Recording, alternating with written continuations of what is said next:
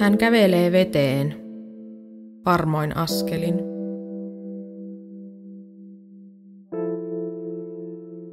Ja kun vesi syleili hänen vartaloaan, nuoli hänen ihoaan, hän lepäsi.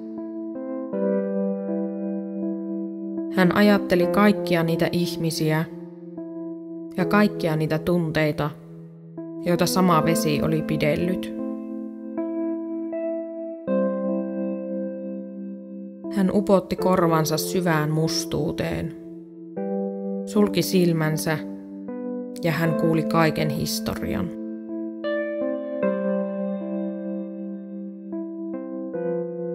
Vesi kertoi hänen mummunsa lapsuutta, äidin ohjeita ja tulevien lasten riemua.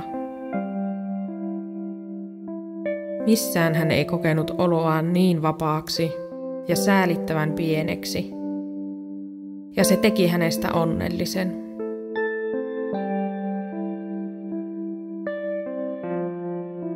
Vesi kertoi muistavansa kaikki ne ilot ja kauhut, mitä oli kannatellut. Vesi suri niitä, joita sen oli pitänyt kantaa maalta toiselle puolelle.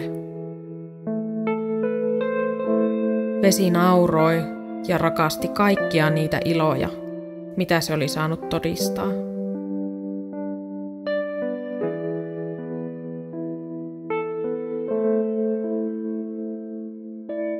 Vesi ei kyseenalaistanut, kysellyt tai painostanut.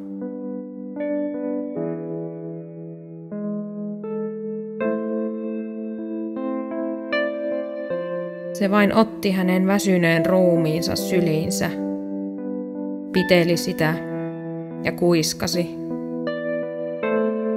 Minä olen tässä kesät ja talvet. Otan sinut aina vastaan, kun tarvitset minua.